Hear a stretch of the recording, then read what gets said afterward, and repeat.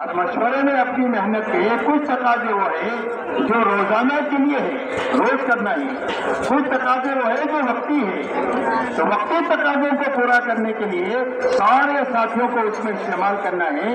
और वक्ती तकाजों को पूरा करने के लिए अपने साथियों की जमात बनाना है, अपने मकरों के इलाकों को अपने साथियों पर तकसीम करना है, ताकि 15-20 दिन महीना होते होते 100% दर 100% अपराध की मुलाकात हो जाए। দুষ্ট এই জন্য দিন কতগুলো টাকা দিনের আছে যেগুলো ইস্তেমাই আর কিছু আছে এবারে ভক্তি মানে কতগুলো আছে ডাইনি সবসময় চলবে টাকা দিনে মানে সবসময় আমাদের করতে হবে।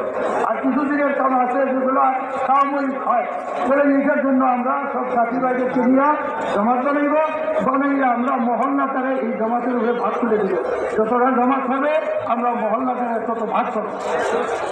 अब मेरे दोस्तों, जो वक्ती तकाजे हैं उसमें एक तो कोई बीमार है उसकी इयादत करना है, कोई इंतकाल हो गया है उसकी ताज़ियत करना है, उसके जनाजे में शरीक होना है।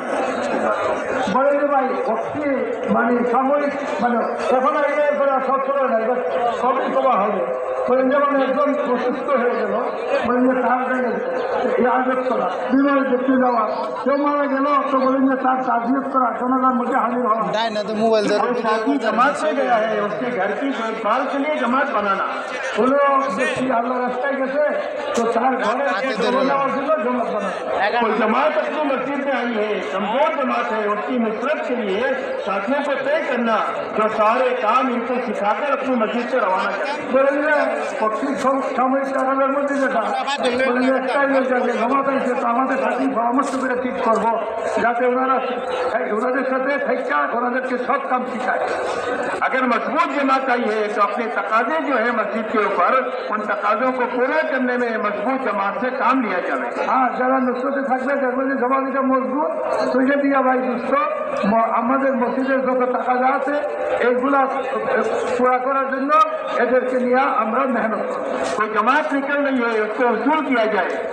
कोई जमात हम नेपाली বা আল্লাহ রাস্তায় তো বলেন আমরা ওদের উসুল করবো, उनको काम समझाकर भेजा जाए। এনাদেরকে কাম বুঝাইলে আল্লাহ রাস্তায় বাইর করবো। कोई जमात वापस आ रही है उसका इस्तेमाल किया जाए। কোন जमात काम করে ফিরত আসলো তো বলেন যে আমরা তাকে ইস্তেকবাল করবো, उनकी कारगुजारी ली जाए अच्छी तरीके से ওনাদের কার্যকারিতা আমরা ভালোভাবে নিব और इनको वापसी की बात समझाई जाए।